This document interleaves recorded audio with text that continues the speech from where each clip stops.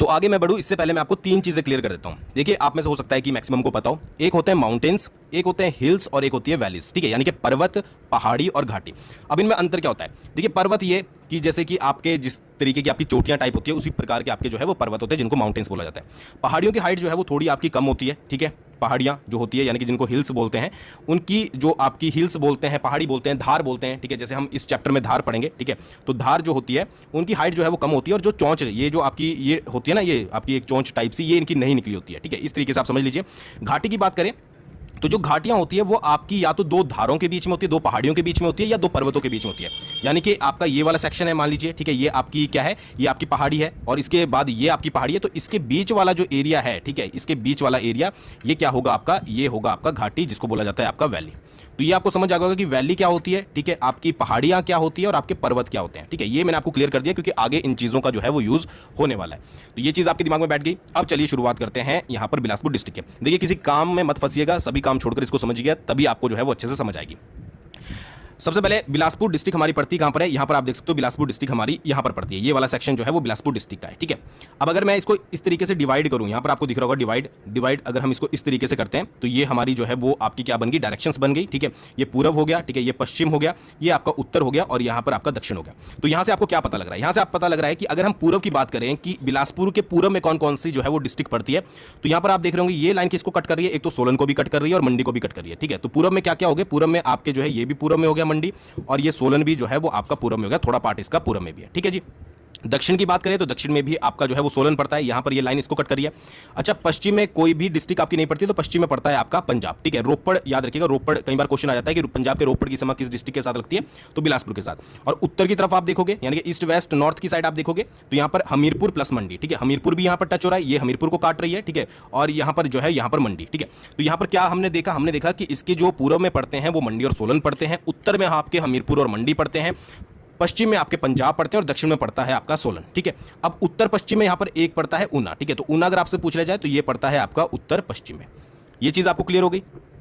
ठीक है, तो ये कई बार जो है वो पूछ लिया जाता है, तो इसको मैं यहां पर रब कर देता हूं। दूसरी चीज भी आपको यहीं पर समझा देता हूं। दूसरी चीज कि ये जो आपका बिलासपुर है इसकी सीमाएं किस किस के साथ लगती है, तो यहां पर सिंपल सा है, अगर आपको मैप पता है तो आपको सब कुछ पता है। देखिए, ऊना के साथ लगती है, सेकंड आपकी हमीरपुर के साथ लगती है, थर्ड आपकी मंडी के साथ लगती है, और फोर्थ आपकी सोलन के साथ लगती है। ये आपके सामने है, मैं खुद से नहीं बना रहा हूं, ये आपके सामने है, आप देख सकते हो। किसी और के साथ लगती हो तो आप बता सकते हो। अगर डिस्ट्रिक्ट वाइज पूछा जाए तो पहले नंबर पर किसके साथ लगती है? ऊना के साथ लगती है, या कोई भी नंबर ले लीजिए। सेकंड आपकी हमीरपुर के साथ भी लगती है, थर्ड आपकी क्या है, मंडी के साथ भी लगती है। ठीक है, और उसके अलावा फोर्थ क्या है, आपकी सोलन के साथ भी लगती है। ठीक है, तो यहां पर आपकी टोटल जो सीमाएं लगती है और डिस्ट्रिक्ट के साथ, वो लगती है 4 डिस्ट्रिक्ट के साथ, किसकी? बिलासपुर की। तो याद रखिएगा, बिलासपुर की सीमाएं 4 डिस्ट्रिक्ट के साथ लगती है, और इधर से फिर पंजाब के साथ ये जो है वो टच करता है, और तो किसी के साथ नहीं लग रही है ना। अगर मैं गलत हूं तो आप देख लीजिए, आपके सामने है। ठीक है, कि किस किस के साथ जो है वो इसकी सीमा लग रही है। तो सबसे पहले तो आपको ये याद रखना है कि इसकी पूर्व पश्चिम उत्तर दक्षिण में कौन कौन से हैं, और उसके बाद किस किस जिले के साथ जो है वो इसकी सीमा लगती है। ठीक है, एक बार हम यहां पर ही देख लेते हैं। ईस्ट की बात करें यानी कि पूर्व की बात करें तो मंडी और सोलन हो गए। ठीक है, वेस्ट की बात करें यानी कि पश्चिम की बात करें तो पंजाब हो गया। ठीक है, रोपड़ हो गया आपका। उसके बाद नॉर्थ की बात करें यानी कि उत्तर की बात करें तो हमीरपुर और मंडी हो गया, और साउथ की यानी कि दक्षिण की बात करें तो सोलन का नालागढ़। ये भी याद रखिएगा, नालागढ़ सोलन का जो है वो आपका बिलासपुर के साथ टच करता है। और यहां पर नॉर्थ वेस्ट की बात करें तो ये आपका ऊना डिस्ट्रिक्ट हो गई। ठीक है, तो ये आपकी 4 डिस्ट्रिक्ट्स जो है वो लगती है। ठीक है, कौन सी? ऊना, हमीरपुर, ठीक है, मंडी और सोलन। ये आपको सबसे पहले क्लियरिटी रखनी है जब भी आप जो है वो बिलासपुर के बारे में पढ़ रहे हो। ठीक है जी। अब देखिए, कुछ बेसिक पॉइंट डिस्कस कर लेते हैं बिलासपुर के बारे में। सबसे पहले जिले के रूप में गठन। हिमाचल प्रदेश के जो बिलासपुर जिला था उसके रूप में इसका गठन जो है वो 1 जुलाई 1954 को किया गया था, और हिमाचल प्रदेश का ये जो है वो 5वां जिला बना था। ये बाकी इसके बारे में ज़्यादा डिटेल जो है हम हिस्ट्री में डिस्कस करेंगे कि किस तरीके से क्या हुआ था, क्यों ये बाद में 1954 में बना। बट फिलहाल के लिए आपको याद रखना है, क्षेत्रफल 1167 किलोमीटर स्क्वायर, यानी कि इसका जो एरिया है वो आपका 1167 वर्ग किलोमीटर है। जिला मुख्यालय यानी कि हेडक्वार्टर इसका जो है वो बिलासपुर ही है। लिंग अनुपात, ठीक है, जो सेक्स रेशो होती है 981 है, और जो आपकी चाइल्ड सेक्स रेशो होती है शिशु लिंगानुपात वो आपका यहां पर 900 है। ठीक है, अच्छा, साक्षरता दर कितनी है? 84.59। अब आप सोचोगे कि इनके पढ़ने का मतलब यहां पर क्या बनता है, ये पूछे नहीं जाते हैं, बट ऐसा नहीं है। ठीक है, एक चीज याद रखिएगा कि आपको जो है वो कभी ये पूछा जा सकता है कि साक्षरता दर के मामले में सबसे नंबर 1 पे जो है वो कौन सा जिला है। ठीक है, तो ये आप तभी पता लगा पाओगे जब आपको ये पता होगा कि किसकी साक्षरता दर जो है वो कितनी है। ठीक है, इसी अकॉर्डिंग आपका जो है वो लिंग अनुपात पूछा जा सकता है, शिशु लिंग अनुपात पूछा जा सकता है। तो 12 के 12 डिस्ट्रिक्ट का आपको जो है वो पता होना जरूरी है। तो इसका लिंग अनुपात कितना है? 981। ठीक है, और इसके बाद शिशु लिंग अनुपात कितना है? 900। तो याद रखिएगा, लिंग अनुपात 900 से प्लस है। ठीक है, 900 और इसमें 80 जमा कर दीजिए, मतलब कि 81 जमा कर दीजिए, 81। ठीक है, 981। उसके बाद साक्षरता दर ठीक है जी। लिटरेसी रेट जो होता है तो 84.59% जो है वो साक्षरता दर है। तो ये आपको सबसे पहले बेसिक चीजें याद रखनी है बिलासपुर के बारे में। किसी भी डिस्ट्रिक्ट के बारे में सबसे पहले पढ़ोगे तो क्या याद रखोगे, एक तो कि नॉर्थ ईस्ट वेस्ट में कौन से उसके जिले पड़ते हैं, ठीक है। उसके बाद कितने जिलों के साथ सीमा लगती है टोटली, जब आपको नॉर्थ ईस्ट का पता होगा या मतलब कौन कौन सी डायरेक्शन में कौन कौन से, तो ये आपको क्लैरिटी हो जाएगी कितने जिलों के साथ सीमा लगती है, ठीक है। और उसके बाद कि उसका जिले के रूप में गठन हुआ था, एरिया कितना है, जिला मुख्यालय, यानी कि हर डिस्ट्रिक्ट के साथ हम ये चीजें जो है वो बेसिक पॉइंट जरूर कवर करेंगे, ठीक है जी। ये हो गया आपको क्लियर। नहीं क्लियर होता है तो क्या करना है, आपने कमेंट करना है, बताना है कि हमें जो है वो क्लियर नहीं हुआ है। अच्छा, बिलासपुर की अब बात करते हैं पहाड़ियों के बारे में। पहाड़ियों को जो है वो लोकल लैंग्वेज में धार भी बोला जाता है। और बिलासपुर की अगर बात करें तो यहाँ पर टोटल जो है वो 7 धारें हैं, ठीक है, यानी कि 7 पहाड़ियां हैं और इनसे रिलेटेड क्वेश्चन जो है वो बहुत पूछे जाते हैं, ठीक है, याद रखिए। तो टोटल सबसे पहले आपको ये याद रखना है कि 7 जो है वो पहाड़ियां धार यहाँ पर पड़ती है, एक एक करके उनको जो है वो डिस्कस करते हैं, ठीक है जी। तो सबसे पहले आती है आपकी नैना देवी धार, ठीक है। नैना देवी धार के बारे में आप यहाँ पर देख लीजिए, ठीक है, ये नैना देवी धार है और यहाँ पर ये इस तरीके से धार होती है, मैंने आपको पहले ही बताया था, ठीक है। ये इस तरीके से जो है वो धारें होती है, ठीक है, जो कि और 2 धारों के बीच के पार्ट को क्या कहा जाता है, आपका वैली कहा जाता है। अब इससे नैना देवी धार से रिलेटेड 2-3 पॉइंट आपको याद रखने हैं। एक तो इस पर यहाँ पर 2 किले पड़ते हैं, यहाँ पर ये दिख रहे होंगे आपको किले की इमेज, तो 2 किले यहाँ पर पड़ते हैं। सबसे पहला किला है आपका फतेहपुर किला और दूसरा किला है आपका कोट कहलूर किला, ठीक है। तो 2 किले आपको अच्छे से याद रखने हैं। ये इमेज से आप याद रख सकते हैं कि ये जो है वो आपकी नैना देवी धार है और इस पे सबसे पहला किला पड़ता है फतेहपुर किला, ठीक है, या फिर कोट कहलूर किला, जो भी आप नंबर वाइज दे दें। और उसके बाद पड़ता है आपका कोट कहलूर, ठीक है। तो कोट कहलूर और फतेहपुर किला कौन सी धार पर पड़ते हैं, नैना देवी धार पर। और इस पर एक मंदिर भी पड़ता है, टेंपल की इमेज यहाँ पर देख रहे होगे, कौन सा मंदिर है, नैना देवी मंदिर। तो इसी मंदिर के नाम पर क्या धार का नाम है, नैना देवी धार। तो ये धार आपको सबसे पहले याद रखनी है कि पहले नैना देवी धार है, ये इमेज क्लियर रखिएगा। एक साइड पर 2 किले पड़ते हैं जिनका नाम है कोट कहलूर किला और फतेहपुर किला, और दूसरी साइड एक मंदिर भी पड़ता है जिसका नाम है नैना देवी मंदिर, ठीक है जी। ये चीज क्लियर हो गई। उसके बाद आगे बढ़ते हैं, अगली जो है वो आपकी है कोट धार, ठीक है। ये है आपकी कोट धार। अब ये आपकी जो है वो कोट धार है और कोट धार पर जो है वो आपके 4 किले पड़ते हैं, ठीक है। यहाँ पर देख रहे होंगे आप 1 2 3 4, ठीक है, 4 किले इस धार पर है। सबसे पहला कौन सा है, दगोगा मलोट किला, उसके बाद वसीहा किला, उसके बाद बछरेटू किला, ये इंपॉर्टेंट है, पूछा जाता है। और एक आपका नोन या शिवाला किला जो है वो यहाँ पर पड़ता है। तो कोट धार पर जो है वो 4 किले पड़ते हैं, यहाँ पर कोई ज़्यादा मंदिर नहीं पड़ता है, ठीक है, ज़्यादा फेमस मंदिर नहीं पड़ता है। तो ये आप याद रखिएगा कि बिलासपुर जिले की कोट धार पर आपके कितने किले हैं, वो हैं आपके 4 किले, ठीक है। कौन कौन से, बछरेटू किला जो कि बहुत फेमस है, क्वेश्चन पूछे जाते हैं, वसीहा किला, ठीक है, उसके बाद दगोगा मलोट किला और आपका नोन या शिवाला, इसका एक ही नाम है, ये वाला किला, ठीक है। तो ये चारों किले आपके कहाँ पर पड़ते हैं, कोट धार पर पड़ते हैं। अच्छा, कोट धार की सबसे ऊंची चोटी जो है वो ककरेर है, ठीक है, 1430 मीटर की हाइट इसकी ककरेर। अगर यहां पर इसकी चोटी की बात करें कि भाई इस धार में कौन सी चोटी सबसे ऊंची है, तो वो है आपकी ककरेर।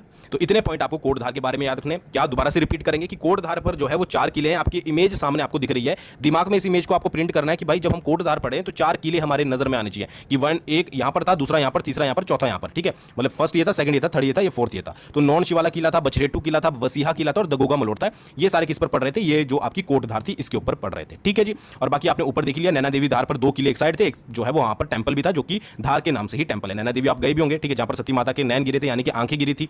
ये सारी चीजें आपको पता होंगी पहले से। तो नैना देवी धार पर 2 ही किले हैं और उसके अलावा जो कोट धार है उस पर 4 किले हैं, आप इमेज सामने देख सकते हैं, ठीक है। और इसकी सबसे ऊंची चोटी कौन सी है, ककरेर है, जिसकी हाइट जो है वो 1430 मीटर है। ये सारी चीजें आपको याद रखनी है और ये याद तब रहेंगी जब आप बार बार जो है वो पढ़ोगे, अच्छे से नोट्स बनाओगे और इसको समझोगे या फिर दोबारा से आप वीडियो देखोगे। तो अगली है आपकी झंझियार धार। अब ये बहुत ज्यादा इंपॉर्टेंट हो जाती है झंझियार धार, ठीक है। अच्छा, इस धार की ये आप पूरी धार देख सकते हैं, ये पूरी धार जो है वो आपकी झंझियार है। अब आप ऐसा इमेजिन कर लीजिए कि आप यहीं पर खड़े हैं और यहां पर आपको देखना है कि क्या क्या चीजें हैं, ठीक है। अब सबसे पहली जो चीज है वो मैं आपको एक चीज बता देता हूं, एक बार मैं पेन चेंज कर लेता हूं कलर, ठीक है। देखिए यहां से एक जो है आपका नदी जा रही है, ठीक है, समझिएगा इसको। ये हमने नदी यहां पर ड्रॉ कर ली, एक रिवर जा रही है, ठीक है। इस रिवर को मैं बना देता हूं ताकि आपको कंफ्यूजन ना हो, ठीक है। तो ये है आपकी रिवर। अब ये जो रिवर है इसका नाम है सीरखड, ठीक है। ये जा रहा है आपका सीरखड। सीरखड आपने पढ़ा होगा, सतलुज खड का सहायक, मतलब सतलुज नदी का सहायक खड है। तो ये जो आपकी झंझियार धार है जिसके बारे में हम पढ़ रहे हैं, ठीक है, इसको जो है वो सीरखड 2 भागों में डिवाइड करता है। ये चीज याद रखिएगा कि जो झंझियार धार है आपकी जिसके बारे में हम पढ़ रहे हैं, इसको सीरखड जो है आप देख रहे हैं ना, 2 भागों में डिवाइड कर दिया, बीच से निकल गया, एक पार्ट ये हो गया और दूसरा पार्ट ये हो गया, ठीक है। 2 भागों में इसको जो है वो डिवाइड कर दिया। अब जो दक्षिणी भाग है, ठीक है, अगर आप इसको ऐसे इसको इस तरीके से अगर आप डायरेक्शन दें तो पूरा पश्चिम उत्तर दक्षिण, तो ये जो दक्षिण पार्ट है इसका, ठीक है, ईस्ट वेस्ट नॉर्थ साउथ वाला, इसको बोला जाता है आपका बदोल, ठीक है। और जो उत्तरी पार्ट है उसको बोला जाता है आपका झंझियार, ठीक है। इसी के नाम पर धार का नाम पड़ता है। अब क्या हमने पढ़ा कि झंझियार धार जो है वो सीरखड उसको जो है वो 2 भागों में डिवाइड करता है। आपके सामने है, बीचों बीच निकल गया, 2 पार्ट में डिवाइड कर दिया। दक्षिणी वाले भाग को बदोल कहा जाता है, ठीक है, और उपले वाले भाग को, उत्तरी भाग को जो है वो झंझियार कहा जाता है, ठीक है। तो ये चीज जो है वो आपको याद रखनी है। तो झंझारधार सबसे पहले पढ़ लेते हैं। तो झंझारधार पर एक किला है जो कि बहुत फेमस है, वो है आपका छातीपुर किला। इसे किसने बनाया था? इसे संसार चंद ने जो है वो बनाया था। जब संसार चंद ने बिलासपुर पर आक्रमण किया था उस समय जो है वो इसने झंझारधार पर छातीपुर किले का निर्माण किया था। और ज्यादा डिटेल हम जो है वो हिस्ट्री में डिस्कस करेंगे, बट फिलहाल के लिए आपको ये किला याद रखना है। तभी ये लाल हो रहा है, लाल यानी कि रक्त। जब वॉर होता है, लड़ाई होती है तो खून बहता है, तो उसके बाद जब आपका संसार चंद ने आक्रमण किया था तो उसके बाद इस लाल किले का मतलब लाल किला नाम नहीं है, छातीपुर किला नाम है, बट रेड कलर का यहां पर इसलिए दिखाया गया है। ठीक है, अब ये जो बदोल साइड है तो यहां पर एक टेंपल है जिसका नाम है बदोली देवी। ठीक है, इसको आपके साउथ वाले पार्ट को बदोल बोलते हैं, तो इसका नाम है बदोली देवी। यहां मंदिर भी है और एक है यहां पर गुग्गा गेहड़वी का मंदिर। ठीक है, ये बदोल वाली साइड में। ठीक है जी, और इस धार की सबसे ऊंची चोटी कौन सी है? झंझार, जिसके नाम से धार है, 1100 मीटर की हाइट। तो इतने पॉइंट आपको झंझारधार के बारे में याद रखने हैं और ये इमेज जो है वो अपने दिमाग में अच्छे से बिठा लीजिएगा। क्या इमेज है कि एक तो आपके सबसे पहली बात कि भाई सीरखड़ जो है वो इन दोनों को मतलब झंझारधार को जो है वो दो पार्ट में डिवाइड करता है, दक्षिणी पार्ट बदोल और उत्तरी पार्ट जो है वो झंझार। ठीक है जी, उसके बाद जो बदोल वाला साइड है उसमें बदोली देवी का मंदिर, गुग्गा गेड़वी का मंदिर है, और जो झंझार वाला साइड है उस पर जो है वो एक बहुत इंपॉर्टेंट किला है, छातीपुर किला, जो कि प्रतीक है कि संसार चंद ने जो है वो बिलासपुर पर आक्रमण किया था और इस छातीपुर किले का निर्माण जो है वो करवाया था, यानी कि उसने जो है वो बनवाया था। अच्छा, इसकी सबसे ऊंची चोटी कौन सी है? वो है आपकी झंझार। तो ये चीजें जो है वो आपको याद रखनी है। ठीक है, इतना तो आप याद रख पाओगे।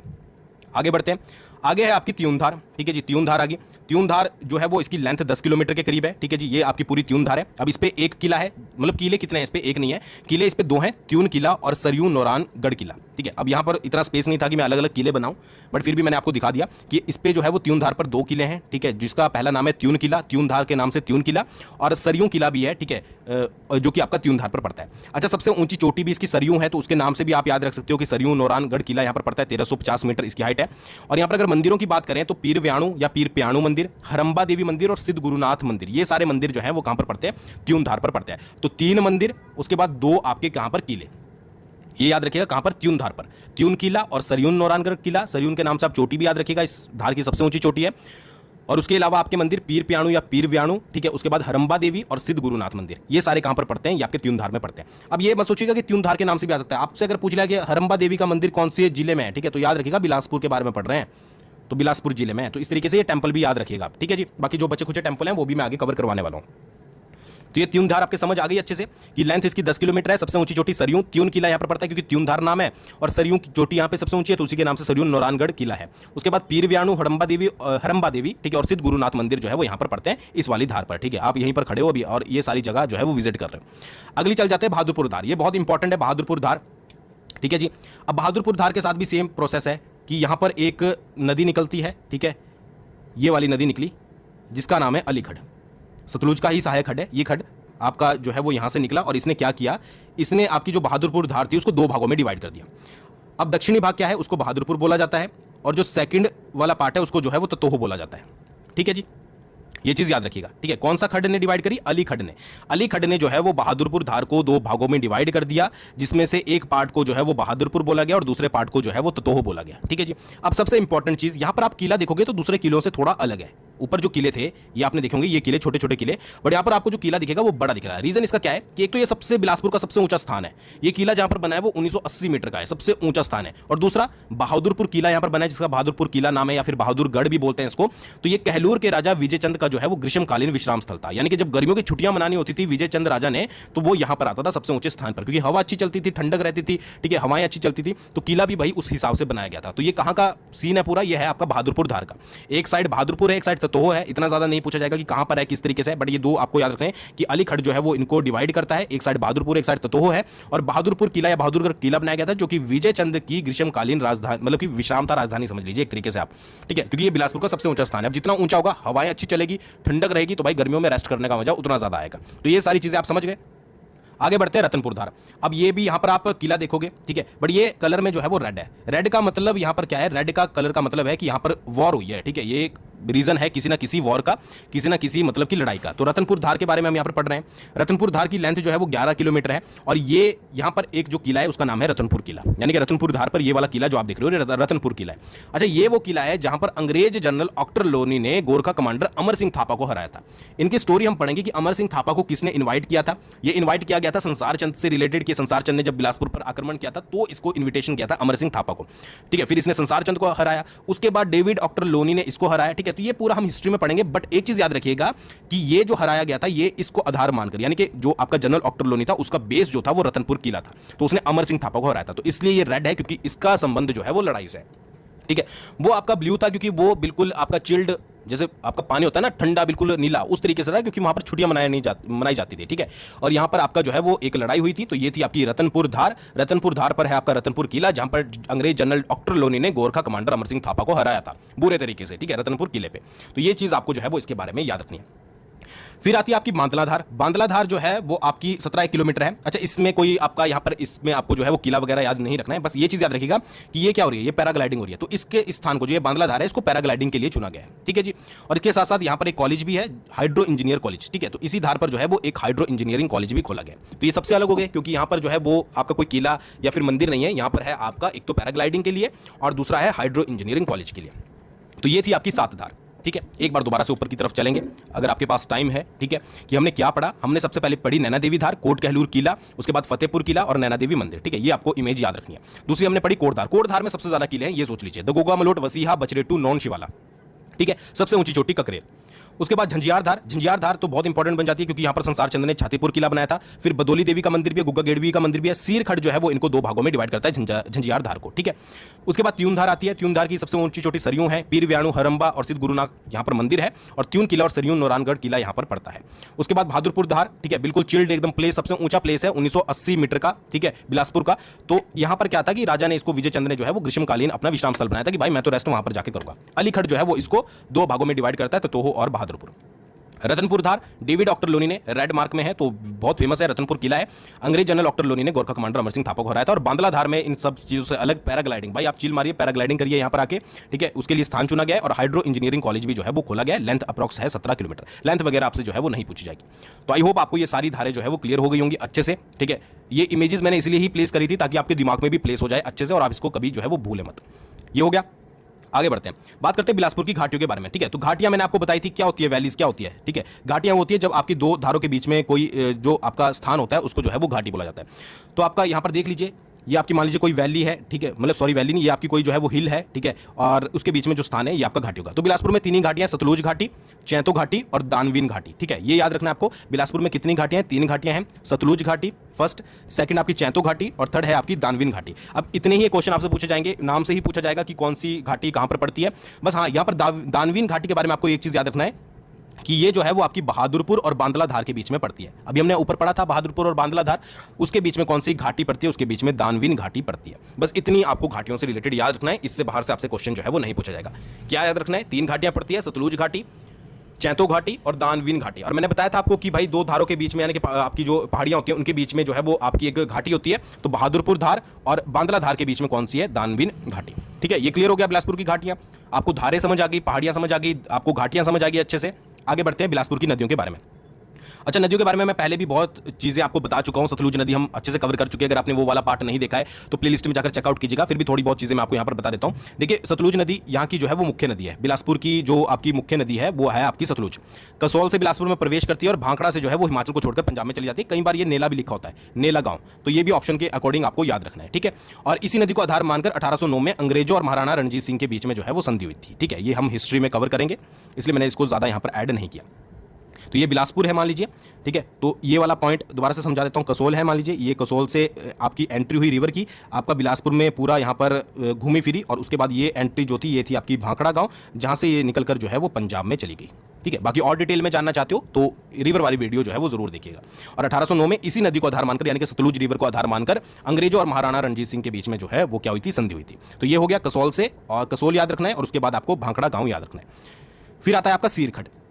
देखिए, सीरखड़ जो है वो बिलासपुर में सतलुज की सबसे बड़ी सहायक नदी है। ये इंपॉर्टेंट पॉइंट बन जाता है कि बिलासपुर में सतलुज की सबसे बड़ी सहायक नदी या खड्ड कौन सी है, तो वो है आपकी सीरखड़, जिसके बारे में अभी में हमने ऊपर जो है वो पढ़ा था।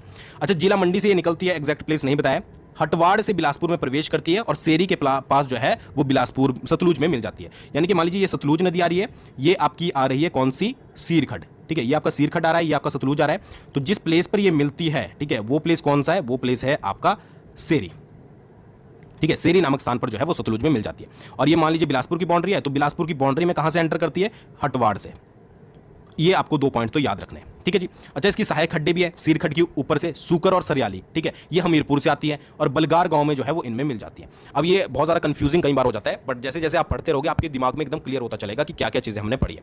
बट ये तो आपको याद रखना ही है कि सीर खड्ड जो है वो सतलुज की सहायक नदी है और उसके अलावा सेरी नामक स्थान पर सतलुज में मिलती है, मैंने आपको दिखा दिया। और एंट्री कहाँ से होती है, हटवाड़ से होती है, कहाँ पर, बिलासपुर में। सहायक इसकी सूकर खड्ड और सरियाली खड्ड है जो कि हमीरपुर से आती है और बलगार नामक गांव में जो है वो इसमें मिल जाती है, ठीक है।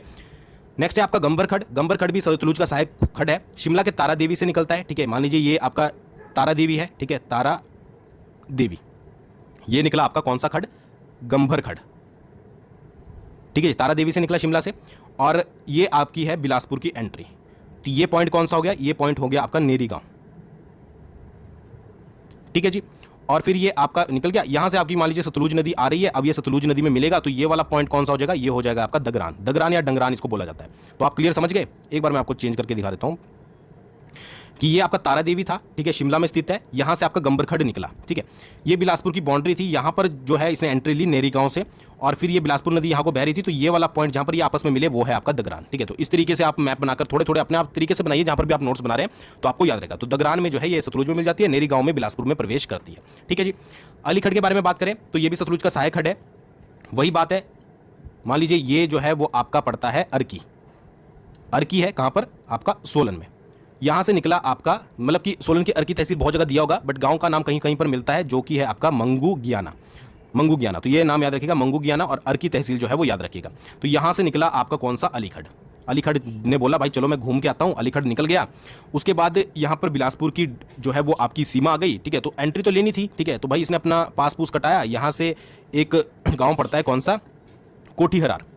कोठीहरार से इसने अपने पास ले लिया बिलासपुर में एंट्री करने का। कोठीहरार की जगह कई बार मनोटी भी लिखा होता है, तो ये भी याद रखिएगा। तो इसने एंट्री का पास ले लिया और फिर ये आगे चल दिया। अब इसे लगा अकेला जाने में कोई बेनिफिट है नहीं, तो इसे सामने से आती दिखी सतलुज नदी, तो ये जाकर जो है वो सतलुज नदी में मिल गया। और ये जो पॉइंट था जहां पर ये मिला था, उस प्लेस को बोला गया आपका वैरी घाट। वैरी घाट। तो यार किसी भी तरीके से स्टोरी बनाकर याद रखिए, जैसे भी रखिए, आपको जिस तरीके से याद रह सकता है उस तरीके से रखिए, ठीक है। तो अर्की से चला था कौन, अली खड्ड। कोठीहरार में पास लिया कि बिलासपुर में एंट्री मारता हूं, कोठीहरार से पास लेकर अंदर गया, घूम फिराकर अकेला जब घुमा नहीं गया तो सतलुज नदी पर वैरी घाट में जाकर जो मिल गया। तो वैरी घाट, कोठीहरार और मंगू गियाना से जो है वो निकला था, ठीक है, अर्की तहसील से। तो ये चीजें आपको जो है वो याद रखनी है। तो ये अली खड्ड, गंबर खड्ड और सीर खड्ड ये सतलुज के सहायक है और मुख्य नदी जो बिलासपुर की है वो आपकी सतलुज नदी है, ठीक है। बाकी नदियों के बारे में मैंने आपको अच्छे से बढ़ाया है। अब बात करते हैं टैंक, टोबा, होज। देखिए टैंक यानी कि जो पानी के टैंक होते हैं, ठीक है। टोबा भी उनको स्थानीय भाषा में बोलते हैं, होज भी उन्हीं को ही बोलते हैं। तो आप को एग्जाम में टैंक भी आ सकता है, टोबा भी आ सकता है और होज भी आ सकता है, ठीक है। अब पुराने समय में राजाओं के टाइम में इन्हें जो है वो पानी की समस्या से निपटने के लिए बनाया जाता था। जैसे कि लोगों ने कपड़े धोने हैं, पशुओं के लिए पानी लेना है, ठीक है, कुछ भी, तो उसके लिए ताकि पानी की कमी ना हो तो टैंक, टोबा और होज जो है वो बनाए जाते थे, एक ही नाम है, ठीक है। तो अब बिलासपुर डिस्ट्रिक्ट में कितने जो है वो आपके टैंक या टोबा या जो आपके होज है, तो इस तरीके के होते थे कुछ। तो होज रिवाल्सर सबसे पहला, उसके बाद जगत खाना टैंक, उसके बाद स्वारघाट टैंक, फिर संघवाना टैंक, कसोल होज, नैना देवी होज, या फिर आप टैंक भी बोल सकते हैं, ठीक है, टैंक टैंक लिख लीजिए, और जमठाल होज या फिर आपका टैंक। तो ये आपके कहां पर हैं, ये आपके बिलासपुर में पड़ते हैं। तो आपसे क्वेश्चन आ सकता है कि जगत खाना टैंक कहां पर है, तो आप लगाओगे बिलासपुर। सवारघाट टैंक कहां है, बिलासपुर। जमठाल टैंक कहां है, बिलासपुर। नैना देवी तो आप याद ही रखोगे। कसोल ये याद रखिएगा क्योंकि ये नाम से फिर कई बार कंफ्यूजन हो जाती है। कसोल टैंक कहां पर है, बिलासपुर में, ठीक है जी। रिवाल्सर टैंक कहां पर है, ठीक है, ये कहां पर है आपका बिलासपुर में। तो कसोल और रिवाल्सर तो अच्छे से याद रखिएगा, ठीक है। बाकी जगत खाना tank, Sanghwana tank, Swarghat tank, Naina Devi और जमठाल ये भी सारे कहां पर है, बिलासपुर में है, ठीक है। अब इनमें से कितनों के बारे में आपने थोड़े पॉइंट याद रखने। सबसे पहले जगत खाना टैंक, इसका निर्माण जो है वो राजा हीरा चंद ने करवाया था 1874 में, ठीक है। 200 वर्ग किलोमीटर में अप्रॉक्स ये फैला हुआ है, ठीक है। वर्ग किलोमीटर याद रखिए चाहे ना रखिए, बट आपको ये याद रखना पड़ेगा, राजा हीरा चंद ने इसका निर्माण करवाया था। अच्छा, जगत खाना टैंक और सवारघाट टैंक एक ही साल में बने थे, 1874 में, एक ही राजा के द्वारा, राजा हीरा चंद, ठीक है। ये 200 वर्ग किलोमीटर का है और ये आपका 350 वर्ग किलोमीटर का है, ये चीज याद रखिएगा। तो दो तो आपके क्लियर हो गए, जगत खाना टैंक और आपका स्वारघाट टैंक किसने करवाया था, हीरा चंद ने। जब हिस्ट्री पढ़ेंगे तब भी आपका यहाँ पर रिवाइज हो जाएगा। फिर संघवाना टैंक जो है वो 1800 राजा विजय चंद्र ने बनाया था। एग्जैक्ट इसकी डेट मुझे भी नहीं पता है वैसे, बट ये 1874 नहीं है, ये यही वाला प्रिंट हो गया है। सिंपल सा आपको याद रखना है कि राजा विजय चंद्र ने जो है वो संघवाना टैंक को बनाया था, ठीक है। और इसका भी 200 वर्ग किलोमीटर के आसपास है, इतना सारा। जमठाल टैंक जो है वो 1000 वर्ग मीटर के आसपास है और नैना देवी हो जो है वो 1200 वर्ग मीटर के आसपास है। अब ये तो आपसे तभी पूछे जाएंगे जब उनका खुद का लेवल बहुत ज़्यादा हाई होगा, HPPSC वालों का, ठीक है। बट मैंने आपको पढ़ा दिया इंपॉर्टेंट क्या है कि जगत खाना टैंक और सवारघाट टैंक हीराचंद ने बनाए थे और संगवाना टैंक राजा विजय चंद्र ने बनाए थे। और उसके अलावा रिवाल्सर टैंक कहां पर है भाई? बिलासपुर में। कसोल टैंक कहां पर है? बिलासपुर में। जगत खाना टैंक कहां पर है? बिलासपुर में। सवारघाट टैंक कहां है? बिलासपुर में। संगवाना बिलासपुर में। नैना देवी तो पता ही है, और जमठाल कहां पर है? बिलासपुर में। अब तक तो दिमाग में छप जाने चाहिए। तो इतने ही टैंक आपको, ये टैंक आपको ज्यादातर बिलासपुर में देखने को मिलेंगे, बाकी और कहीं नहीं देखने को मिलेंगे, ठीक है। अगर मिलेंगे भी तो हम कंप्लीट कर लेंगे, बट ज्यादातर यहीं पर है। तो ये चीज जो है वो आपको याद रखनी है।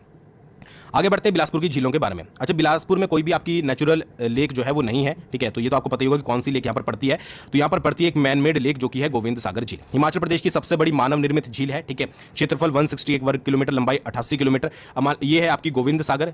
डायग्राम है सिर्फ, ठीक है। जब भी कोई आपका डैम बनता है तो उसके कारण जो भी पानी इकट्ठा होता है उसमें झील बन जाती है। अब ये डैम कौन सा है? ये है आपका भांकड़ा बांध। 1963 में बनकर तैयार हुआ था। हाइट इसकी जो है, ये इसकी जो हाइट है वो 225 मीटर है, ठीक है। और ये है आपकी गोविंद सागर। अच्छा, गोविंद सागर 256 गांव को डुबाकर बनी है। अब आप एक तरीके से आइडिया लगा लो, एक गांव कितना बड़ा होता है तो 256 गांव कितने बड़े होते हैं। तो 88 किलोमीटर की लेंथ है, 256 गांव जो है वो जलमग्न हुए थे इसको बनाने में। तो ये आपको याद रखना है। बाकी झीलों के बारे में डिटेल वीडियो मैंने बनाई हुई है हर एक डिस्ट्रिक्ट की, वो आप चेकआउट कर सकते हो। बट बिलासपुर के पॉइंट ऑफ व्यू से गोविंद सागर झील जो है वो आपको याद रखनी है, ठीक है। आगे बढ़ते बिलासपुर के झरनों के बारे में। तो यहाँ पर बिलासपुर के झरनों की बात करें तो 3 झरने, ददराना, लुंड और बस्सी, ठीक है। ये 3 झरने जो है वो आपके बिलासपुर में पाए जाते हैं। नाम से ही पूछे जाएंगे। ददराना हो गया आपका, लुंड हो गया और बस्सी हो गया। ये झरने आपके बिलासपुर डिस्ट्रिक्ट में पाए जाते हैं, ठीक है। याद हो गया। बाकी ज्यादा इसमें ये नहीं है कि कहाँ कितने किलोमीटर, वो सारी चीजें आपको पढ़ने की जरूरत नहीं है। आपको सिर्फ ये याद रखना है कि कौन सा जो है वो कहाँ पर पड़ता है, ठीक है। और इसको जब आप बार बार पढ़ोगे, इसमें शॉर्ट ट्रिक कोई नहीं है कि भाई ददराना को याद करने की मैं कोई शॉर्ट ट्रिक बता दूं, ऐसा कुछ नहीं है। जब बार बार रिवीजन करते रहोगे तो आपको याद होता रहेगा। आगे बढ़ते बिलासपुर के मंदिर के बारे में। टेंपल्स कौन कौन से बिलासपुर में है, ठीक है। बिलासपुर के मंदिरों के बारे में अगर बात करें तो आपका नैना देवी मंदिर, नैना देवी धार पढ़ ली तो आपको पता ही है उस धार पे ही जो है वो नैना देवी मंदिर था। फिर आपको गोपाल जी मंदिर है, मुरली मनोहर मंदिर है, देव भाटी मंदिर है, शिव मंदिर है जो कि बछरेटू है, बछरेटू किला भी पड़ा था, बाबा बालकनाथ मंदिर है शाहतलाई में, नरसिंह देव मंदिर है, नाहर सिंह भी बोलते हैं इसको, और रंगनाथ मंदिर है। तो ये सारे मंदिर कहां पर हैं? ये आपके पड़ते हैं बिलासपुर में। कौन कौन सा? नैना देवी तो आपको याद हो ही गया होगा, गोपाल जी याद रखना है, मुरली मनोहर, देव भाटी इंपॉर्टेंट है, ये भी याद रखना है। शिव मंदिर बछरेटू तो आपको याद ही रखेगा, बछरेटू किला आपने पढ़ा है। बाबा बालकनाथ शाहतलाइयां याद रखना है, ठीक है। नरसिंह देव मंदिर या नाहर सिंह, ठीक है, नाहर सिंह बहुत बार पूछा जाता है, ये याद रखना है। और रंगनाथ मंदिर, ये सारे मंदिर कहां पर पड़ते हैं? ये सारे मंदिर पड़ते हैं आपके बिलासपुर डिस्ट्रिक्ट में, ठीक है जी। कौन कौन से? नैना देवी, गोपाल जी, मुरली मनोहर, ठीक है, देव भाटी, शिव मंदिर, बछरेटू, बाबा बालकनाथ शाहतलाई, नरसिंह देव या नाहर सिंह देव और रंगनाथ मंदिर। अब इसमें से कुछ इंपॉर्टेंट पॉइंट देख लेते हैं। नैना देवी मंदिर का निर्माण जो है वो वीर चंद चंदेल ने करवाया था, वो वहां पर जो नैना देवी धार पर था, ठीक है। और यहाँ पर सती माता के नयन गिरे थे, यानी कि आंखें गिरी थी, ठीक है। आपको याद होगा, अगर आपने देखी होगी स्टोरी वगैरह, दक्ष की पुत्री जो सती माता थी, ठीक है, तो उनके नयन जो है वो यहाँ पर गिरे थे। अच्छा, ये मंदिर जो है वो गुंबदाकार शैली का है, तो ये इंपॉर्टेंट बन जाता है। गुंबदाकार शैली का बिलासपुर का कौन सा मंदिर है? तो वो है आपका नैना देवी, ठीक है। अच्छा, गोपाल जी मंदिर का निर्माण 1938 में राजा आनंद चंद ने करवाया था, 1938 में, ठीक है। और मुरली मनोहर मंदिर का निर्माण राजा अभयसद चंद ने करवाया था। देव भाटी मंदिर का निर्माण राजा दीपचंद ने करवाया था। और नारसिंह मंदिर जो है, ये नरी सिंह हो गया, ये नारसिंह है वैसे, नारसिंह धोलरा में स्थित है, धोलारा में या धोलरा में स्थित है। तो इतने पॉइंट आपको मंदिर के बारे में याद रखने, उससे ज्यादा कुछ याद रखने की जरूरत नहीं है। सिर्फ आपको यह पता होना चाहिए कि कौन सा मंदिर कहां पर पड़ता है, ठीक है। इतना तो आप याद रख लोगे। नैना देवी का निर्माण वीर चंद ने, गोपाल जी मंदिर का निर्माण आनंद चंद ने, मुरली मनोहर मंदिर का निर्माण अभयचंद चंद ने और देव भाटी मंदिर का निर्माण दीपचंद ने। बाकी हिस्ट्री में भी बहुत सारे जब राजाओं के बारे में पढ़ेंगे तो पढ़ेंगे कि उन्होंने क्या क्या चीजें जो है वो बनाई थी। बट फेमस चीजें जो है वो यही है, फेमस मंदिर जो है वो आपको यही पढ़ना है, ठीक है जी। परीक्षा बूस्टर को आप फॉलो कर सकते हो, डिस्क्रिप्शन में लिंक दिया गया है, ठीक है। जरूर से एक बार चेकआउट कीजिएगा, करंट अफेयर के काम आएगा। अच्छा, लोकगीत की बात करें बिलासपुर के तो मोहना, गंभरी, बालो और जुज्यूती, ठीक है। जुज्यूती कुछ भी पढ़ लीजिए, ठीक है, अलग अलग बुक्स में अलग अलग मेंशन क्या होता है। तो मोहना अपने बालों को लेकर बहुत गंभीर थी, इस तरीके से भी आप याद रख सकते हो, मोहना अपने बालों को लेकर बहुत गंभीर थी, ठीक है। मोहना, गंभरी और बालो और जिज्यूती तो आपको याद रखना ही है। लोकनाट्य की बात करें तो स्वांग जो है वो बिलासपुर का लोकनाट्य है। बांठड़ा जो है करियाला को बोला जाता है, करियाला आई थिंक शिमला का है, इसको जो है वो बिलासपुर में क्या बोला जाता है? बांठड़ा बोला जाता है, ठीक है। लोकनाट्य स्वांग जो है वो याद रखिएगा। मोहना, गंभरी, बालो, जिज्यूटी, ठीक है। मोहना अपने बालों को लेकर बहुत ज्यादा गंभीर थी, ठीक है। होते हैं ना लड़कियों को बाल प्यारे, तो मोहना एक लड़की थी जिसको अपने बालों से बहुत प्यार था, तो उसके लिए बहुत गंभीर थी। तो मोहना, गंभरी, बालो, जिज्यूती याद रखिएगा, ठीक है। ये चीज आपको याद रखनी है एग्जाम के पॉइंट ऑफ व्यू से। आगे बढ़ते हैं त्योहार और मेले के बारे में। बिलासपुर के कौन कौन से फेमस त्योहार है? तो सबसे इंपॉर्टेंट आता है नलवाड़ी मेला, जिससे क्वेश्चन पूछे भी जाते हैं। अच्छा, नलवाड़ी मेला जो है वो 1889 में शुरू हुआ था, जिसको शुरू करवाया था डब्ल्यू गोल्डस्टीन ने, ठीक है जी। कहलूर के राजा उस समय कौन थे? देखिए, बिलासपुर का पुराना नाम आपको पता ही होगा, कहलूर था। ये वैसे हिस्ट्री में पढ़ना था, बट चलो यहाँ भी बता दिया मैंने, आपको पता ही होगा। अमरचंद, उस समय राजा कौन थे? अमरचंद। मार्च के महीने में लगता है, पशु मेला भी कहा जाता है, लुहणु मैदान पर लगता है। इतने पॉइंट इसके बारे में याद रखने हैं, रखने ही पड़ेंगे क्योंकि एग्जाम में जो भी पूछा जाएगा इसी से पूछा जाएगा। फर्स्ट क्या कि किसने शुरुआत करवाई थी? वैसे शुरुआत तो अमरचंद ने करी थी डब्ल्यू गोल्डस्टीन के कहने पर, तो 1889 में डब्ल्यू गोल्डस्टीन के द्वारा।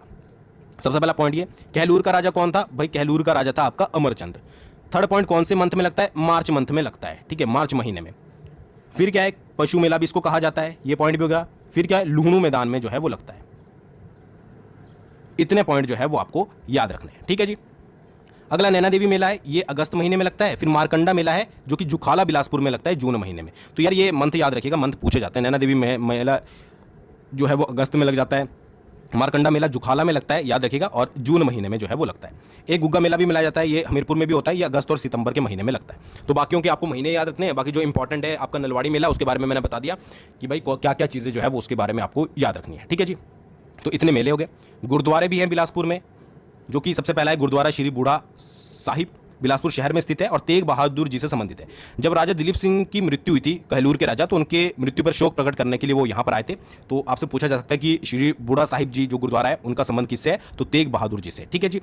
दूसरा है श्री गुरु का लाहौर साहिब, तो ये बसंतपुर में स्थित है और इनका भी संबंध जो है वो गुरु तेग बहादुर जी से है।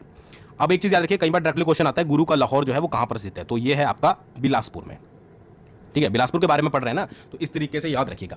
और अगर कई बार पूछ लिया श्री बूढ़ा साहिब जी कहां पर है, तो ये भी होगा आपका बिलासपुर में। तो क्वेश्चन आंखें खोलकर पढ़िएगा, ठीक है, ताकि आपको कोई भी दिक्कत ना हो। कुछ अदर इंपॉर्टेंट पॉइंट डिस्कस कर लेते हैं। देखिए बिलासपुर में जो है वो कहलूरी भाषा बोली जाती है, क्योंकि कहलूर इसका पुराना नाम था। टी ग्राहम वैली एक नाम याद रखिएगा, उसने बिलासपुर की बोलियों को 6 वर्गों में बांटा था। तो क्वेश्चन कई बार डायरेक्टली आ जाता है कि किसने जो है वो बिलासपुर की बोलियों को 6 वर्गों में बांटा था, तो आंसर होगा टी ग्राहम वैली, ठीक है। उसके बाद देओली, देओली बहुत इंपॉर्टेंट क्वेश्चन है। देओली में एशिया का सबसे बड़ा मछली पालन फार्म है, जो कि बिलासपुर में पड़ता है, और 1962 में जो है वो इसको स्थापित किया गया था। अब सेपरेट क्वेश्चन यहाँ पर यह है कि कौन से खड्ड के किनारे, कौन सी नदी के किनारे है, तो अली खड्ड के किनारे जो है ये आपका स्थित है। सबसे पहले तो दियोली बिलासपुर में सबसे बड़ा एशिया का मछली प्रजनन केंद्र है। सेकंड, इसको 1962 में बनाया गया था। थर्ड, कौन सी रिवर के किनारे है? अली खड्ड के किनारे, सतलुज नदी का सहायक हमने पढ़ा था, अली खड्ड। फिर बरमाणा की बात करें तो एसीसी सीमेंट फैक्ट्री है। स्वारघाट की बात करें, पशु रोग नियंत्रण कक्ष यानी कि एनिमल डिजीज कंट्रोल रूम है, ठीक है। तो बरमाणा और स्वारघाट के बारे में आपको पता लग गया, ठीक है। उसके बाद बैंक ऑफ बिलासपुर, बिलासपुर का जो है वो फर्स्ट बैंक था, जिसको 1944 में बनाया गया था। कोठीपुरा में जो है वो पशु प्रजनन केंद्र, एनिमल ब्रीडिंग सेंटर है। रघुनाथपुरा में बिरोजा फैक्ट्री है, हिमाचल में 2 ही है, एक आपकी नाहन सिरमौर में पड़ती है, ठीक है, दूसरी आपकी बिलासपुर की रघुनाथ में पड़ती है, रघुनाथपुरा में। बरठी में जो है वो नवोदय स्कूल है। बिलासपुर जिले में जो है वो सबसे कम भेड़ें होती है, इतना ज़्यादा इंपॉर्टेंट नहीं है।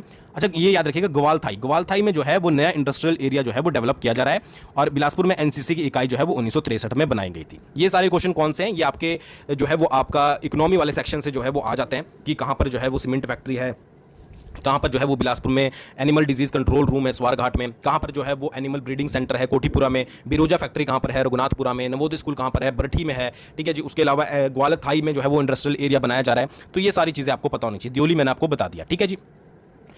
तो ये सारे इंपॉर्टेंट ज्योग्राफी से रिलेटेड पॉइंट थे। बिलासपुर तो छोटा सा था, आगे आगे जो है वो और भी लंबे लंबे होंगे। बाकी अब हम एमसीक्यूज डिस्कस करेंगे, बट उससे पहले आपको कमेंट करके जरूर बताना है कि आपको वीडियो जो है वो कैसी लगी। अब आप लोगों के लिए ही मेहनत करी थी, बिल्कुल फ्री ऑफ कॉस्ट, तो आई होप आपको पसंद आई होगी। कमेंट करके जरूर बताइएगा और वीडियो को लाइक जरूर कीजिएगा। चलिए बात करते हैं सबसे पहले एमसीक्यूज के बारे में। पहला है आपका, हिमाचल प्रदेश के बिलासपुर जिले में निम्नलिखित में से कितनी पहाड़ियां हैं, कितनी धारें हैं, कितनी पहाड़ियां हैं? 3, 5, 7, 9। इजी बहुत आंसर, 7 पहाड़ियां पड़ती है, जिसके बारे में हमने एक एक करके पढ़ा था। नेक्स्ट आपका, डेविड ऑक्टरलोनी ने अमर सिंह थापा को किस किले को आधार बनाकर जो है वो हराया था? कौन सा किला था वो जहां पर डेविड ऑक्टरलोनी ने अमर सिंह थापा को हराया था? तो वो था आपका रतनपुर किला, ठीक है। रतनपुर किला कहां पर है? रतनपुर धार पर, रतनपुर धार जो है वहां पर रतनपुर किला है, पता ही आपको। नेक्स्ट है पीर पियानु का मंदिर या पीर व्याणु निम्नलिखित में से किस धार पर स्थित है? 4 आपके पास ऑप्शन दिए गए हैं, तो यह है आपका त्यून धार। ऊपर सब कुछ बताया गया है। नेक्स्ट है बहादुरपुर और बांदला धार के बीच निम्नलिखित में से बिलासपुर की कौन सी घाटी है? बिलासपुर और बांदला धार के बीच में है आपकी दाविन घाटी, बताया था। ये बहादुरपुर, ये बांदला, और इसके बीच में जो घाटी है वो कौन सी है? दाविन घाटी। सीरखड्ड निम्नलिखित में से किस स्थान पर बिलासपुर में प्रवेश करती है? सीरखड्ड के बारे में पूछा गया, 4 आपके पास ऑप्शन दिए गए, तो इसका जो आंसर है वो है आपका हटवार, ठीक है। ये बिलासपुर है, यहाँ से हटवार से जो है वो प्रवेश करती है, ठीक है जी। और ये सतलुज नदी है, मैं बार बार तभी बताता हूँ आपको ताकि दिमाग में घुस जाए। सेरी में जो है वो सतलुज में मिल जाती है। नेक्स्ट है, कौन सी नदी बिलासपुर को 2 भागों में बांटती है? अच्छा ये कंप्यूटर ऑपरेटर में पूछा गया है आपका, ठीक है। कौन सी नदी? तो सतलुज नदी जो है वो बिलासपुर को 2 भागों में बांटती है, इक्वल नहीं पर 2 भागों में बांटती है। बिलासपुर जिले के किस स्थान पर मारकंडे मंदिर है? ठीक है, मारकंडा भी लिखा जाता है इसको, मारकंडा मंदिर है, तो वो है आपका जगत खाना में। ये प्रीवियस ईयर के HPPSC के क्वेश्चन है। नेक्स्ट है, प्रसिद्ध नारसिंह मंदिर हिमाचल प्रदेश के किस जिले में स्थित है? तो जिला तो हम एक ही पढ़ रहे हैं, बिलासपुर, इजी है, आप लगा दोगे, बट कई बार जब सारे जिले पढ़ लोगे तो यहाँ पर जो है वो आंसर आपको देना पड़ता है। रंगनाथ मंदिर कहाँ पर स्थित है? ये आपका पूछा गया था, रंगनाथ मंदिर ठीक है, तो ये है आपका ओल्ड बिलासपुर में, यानी कि पुराने बिलासपुर में। ये भी प्रीवियस ईयर में पूछा गया। हिमाचल प्रदेश के बिलासपुर में नलवाड़ी मेला किस महीने में मनाया जाता है? अच्छा, ये क्वेश्चन अलाइड में आया है, ठीक है। नलवाड़ी मेला कौन से महीने में मनाया जाता है? अभी पढ़ा है, मार्च महीने में। किसने शुरू किया था? डब्ल्यू गोल्डस्टीन ने, ठीक है। उस समय राजा कौन था? बताओ जल्दी, ठीक है। नहीं पता है तो ऊपर जाके देख लेना। पशु मेला भी इसको कहा जाता है, ठीक है। बिलासपुर के किस स्थान पर लोग बैसाखी के दिन जो है वो डुबकी लगाते हैं? तो वो लगाते हैं मारकंडा में, ठीक है। ये भी आपका एलाइड में पूछा गया। बिलासपुर के राजा अमर सिंह ने किसके कहने पर नलवाड़ी मेला शुरू करवाया था? वही बात आ गई, आपको यहाँ पर क्वेश्चन घुमा फिरा के पूछ लिया गया, ठीक है। बट यहाँ पर ये नहीं पूछा गया कि डब्ल्यू गोल्डस्टीन के कहने पर, यहाँ पर पूछा गया डब्ल्यू गोल्डस्टीन क्या था? तो वो था आपका शिमला हिल्स का सुपरिटेंडेंट। तो ये इस तरीके से जो है वो क्वेश्चन पूछा जाता है, ठीक है। नेक्स्ट, नलवाड़ी मेले की मुख्य विशेषता क्या है? तो वो है बैलों के जोड़े की पूजा करना। कुछ भी नलवाड़ी मेले से रिलेटेड आएगा तो बैलों से रिलेटेड होता है, ठीक है। नेक्स्ट है, बिलासपुर के किस स्थान पर बिरोजा फैक्ट्री है? तो रघुनाथपुरा में जो है वो आपकी बिरोजा फैक्ट्री है। एक पड़ती है आपकी नाहन सिरमौर में। कोठीपुरा में क्या है? कोठीपुरा में एनिमल ब्रीडिंग सेंटर है, एनिमल ब्रीडिंग